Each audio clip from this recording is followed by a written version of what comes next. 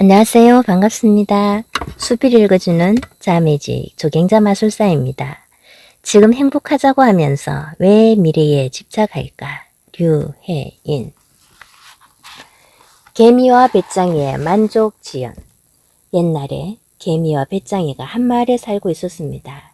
어느 무더운 여름날 개미는 열심히 곡식을 모으고 배짱이는 나무 그늘 밑에서 기타를 치며 노래를 부르고 있었어요.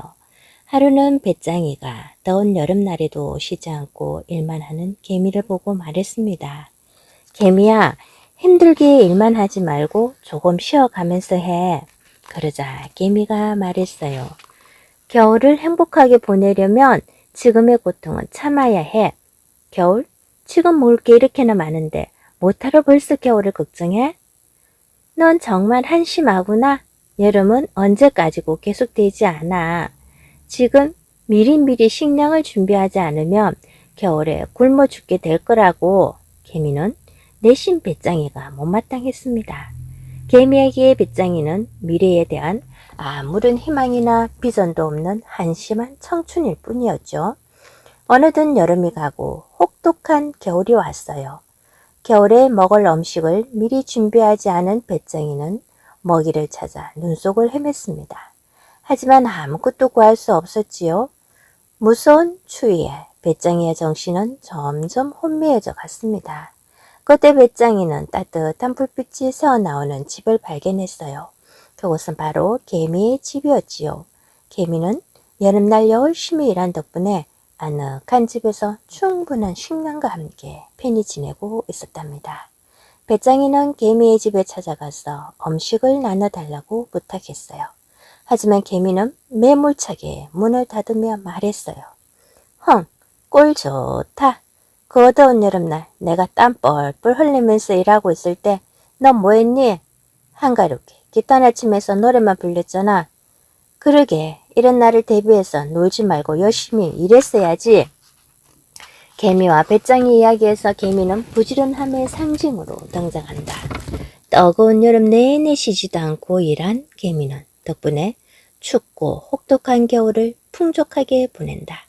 개미의 이런 행동을 심리학에서는 만족지연이라고 한다. 만족지연이란 미래의 만족을 위해 현재의 만족을 얼마간 미루는 것을 말한다. 이 용어는 베스트셀러 마시멜로 이야기 덕분에 이미 많은 사람들이 알고 있는 것이기도 하다. 마시멜로 이야기는 미국 스탠포드 대학의 미셸 박사가 한 마시멜로 실험을 기반으로 하고 있다. 실험 내용은 이렇다. 미셸은 4, 6세 아이들을 한 명씩 방으로 데리고 갔다. 그리고 아이들에게 마시멜로를 나눠주면서 선생님이 15분 뒤에 방으로 다시 올 텐데 만약 그때까지 마시멜로를 먹지 않고 기다리면 상으로 마시멜로를 하나 더 줄게 라고 말했다. 이때 아이들의 반응은 다양했다. 선생님이 방에서 나가자마자 마시멜로를 바로 먹어버리는 아이들이 있는가 하면 15분을 꾹꾹 참고 결국 마시멜로를 하나 더 받아내는 아이들도 있었다. 실험이 끝나고 미셸은 실험에 참여했던 아이들의 성장 과정을 14년 동안 관찰했다. 그랬더니 놀라운 결과가 나타났다. 15분간 마시멜로의 유혹을 참아낸 아이들은 마시멜로를 바로 먹은 아이들보다 학교 성적이 훨씬 높았고 교우 관계도 원만했다.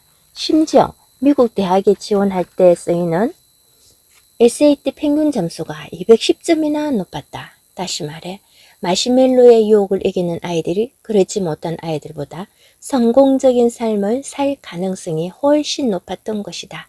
그렇다면 어떻게 마시멜로를 먹고 안 먹고의 차이가 이러한 나비 효과 같은 결과를 가져온 것일까? 사실 실험에 쓰인 마시멜로는 유혹을 상징한다. 그래서 마시멜로가 먹고 싶다는 욕구를 참는 것은 인내력 문제로 기결된다. 아이들은 미래의 마시멜로를 하나 더 얻기 위해 눈앞에 있는 마시멜로의 유혹을 견뎌야 했기 때문이다. 마치 일속우화 속 개미가 여름에 당장 쉬고 싶은 마음을 꾹꾹 참은 것처럼 말이다. 미셸의 마시멜로 실험은 참는 자에게 복이 있다. 고통 없이 얻을 수 있는 것은 아무것도 없다. 인내는 쓰다. 하지만 그 열매는 달다 등 인생의 진리라 일컬어지는 수많은 경험과도 일맥상통하여 선풍을 일으켰다.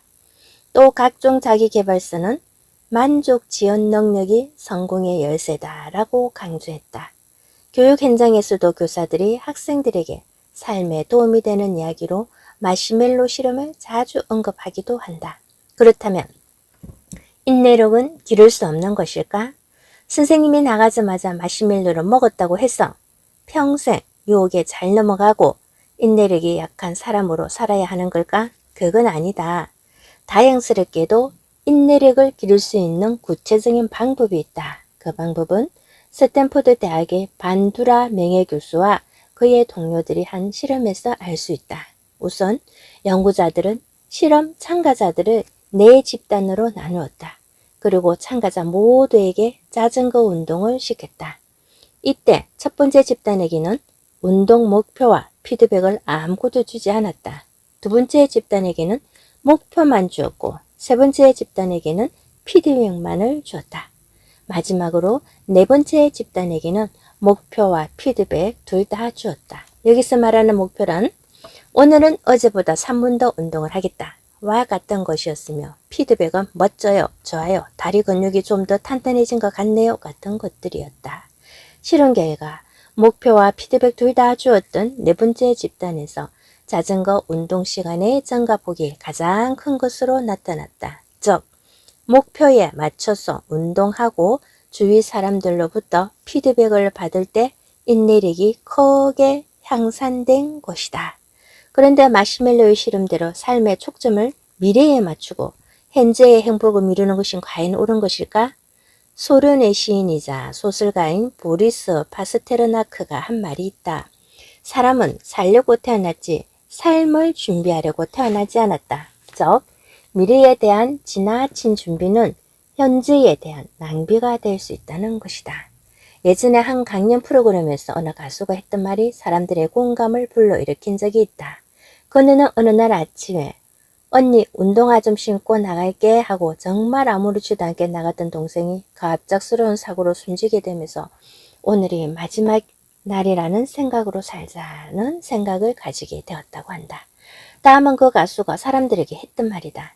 늙어서 잘 살려고 오늘 먹고 싶은 아이스 아메리카노를 참지 마세요. 몸살이지 말고 하고 싶은 거 마음껏 하세요. 저금도 너무 많이 하지 마세요. 먹고 싶은 거 다 드세요. 안정적인 길이라고 공무원 합격이나 대기업 취업에 너무 매달리지 말고 삶을 낭만적으로 즐기세요. 오늘이 내일보다 더 중요한 날입니다. 올지 안 올지 모르는 미래 때문에 아름다운 젊음을 혹사하지 마세요. 개미와 배짱이 이야기에서 개미는 추운 겨울을 대비하기 위해 뜨거운 여름날 쉬지도 못하고 계속해서 일만 한다. 아마 개미는 나중에 이렇게 후회할지도 모른다. 자신이 늘 행복했던 것은 항상 현재의 행복보다는 미래의 행복만을 위해 살았기 때문이라고 말이다.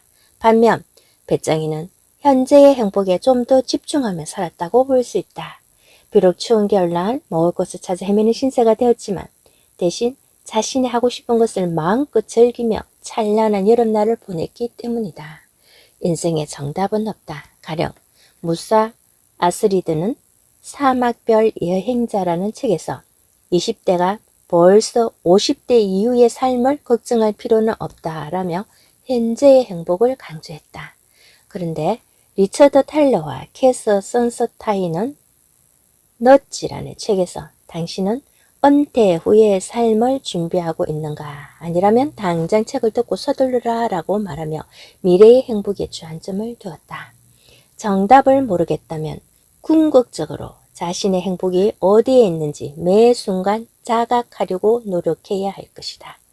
자신의 행복이 현재에 있는지 미래에 있는지 말이다. 그런 의미에서 이솝과 개미와 배짱이의 결말을 이렇게 바꿔보면 어떨까?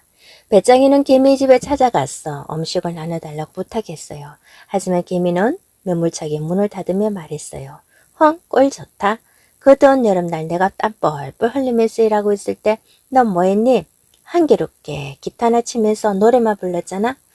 그러게 이런 날을 대비해서 놀지 말고 열심히 일했어야지. 개미에게 문제박대를 당한 배짱이는 추위와 배고픔 그리고 서러움까지 겹쳐서 눈물이 났습니다. 이러다가는 정말 길거리에 쓰러져서 죽을 것 같았지요. 배짱이는 지금이 죽기 전 생의 마지막 순간이라고 생각하면서 온 힘을 다해 기타를 퉁기고 노래를 했답니다. 그리고 나서 기력이 닿은 배짱이는 쓰러지고 말았어요. 그런데 이때 개미의 지문이 스르륵 열렸습니다. 마지막이라 생각한 배짱이의 노래가 너무 구슬퍼서 개미의 심금을 울린 거예요. 개미는 서둘러 배짱이를 자신의 집으로 들였어요. 이내 기운을 차린 배짱이에게 개미의 아내가 말했습니다. 배짱이님, 당신은 진정한 음악가예요. 여름에도 당신의 음악을 들으면서 숲속의 곤충들이 일하다가 힘을 낼 수 있었죠. 이건 아무나 할 수 없는 특별한 일이랍니다. 이 추운 겨울 동안 우리 집에 머물면서 아름다운 음악을 계속 들려주실 수 있나요? 뜻밖의 제안에 배짱이는 너무 기뻤습니다. 하지만 자기를 싫어하는 개미가 마음에 걸렸어요. 그때 개미가 헛기침하며 말했습니다. 뭐 생각해보니 여름날 음악 소리 때문에 덜 힘들었던 것 같기도 하고 배짱이는 개미에게 따뜻한 미소를 지었습니다. 그해 겨울 배짱이는 따뜻한 개미집에서 좋아하는 바이올린을 실컷 캐며 행복한 겨울을 보낼 수 있었답니다. 한 걸음 더. 현재를 즐기려면 현재에 집중해야 한다. 카르페 디엠은 로마 시인 호라티우스가 한 말이다. 이 말은 눈앞의 기회를 놓치지 말고 현재를 즐기라는 뜻이다. 그런데 많은 사람들은 과거에 너무 매여 있거나 미래에 대해 불안해하면서 현재를 즐기지 못하고 있다.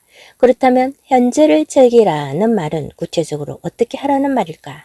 첫째, 현재 내 몸의 감각에 집중한다. 다시 말해 지금 내가 하는 일에 감각적인 부분을 천천히 주목해 보는 것이다. 예를 들어 양치할 때 풍기는 치약 냄새와 칫솔이 치아에 닿는 느낌, 그리고 칫솔을 움직일 때 나는 소리 등에 집중하는 것이다.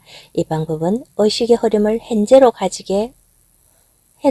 가지고 오게 하는 데 도움을 준다. 둘째, 현재로 의식을 가져올 수 있는 활동을 한다. 구체적으로 명상하기, 요리하기, 그림 그리기, 자동차 내비게이션을 보지 않고 새로운 길로 가보기, 강아지 돌보기, 오늘 할 일 작성하기 등이 있다. 셋째, 현재 나에게 주어진 것에 감사한다. 이제는 익숙해진 것들을 새삼 새롭게 느껴보는 연습을 하는 것. 다시 마시멜로 실험으로 돌아가 보자. 어쩌면 이 실험에서 중요한 것은 아이가 마시멜로를 바로 먹었느냐 안 먹었느냐가 아닐지도 모른다. 선생님이 사라진 15분 동안 아이가 무엇을 하며 시간을 보냈는지가 더 중요할 수도 있다. 마시멜로를 바로 먹고 허미거리를 찾아서 15분을 알차게 보낸 아이가 선생님이 올 때까지 마시멜로를 먹을지 말지 갈등하며 15분을 힘겹게 기다린 아이보다 더 행복한 삶을 살 수도 있는 것이다.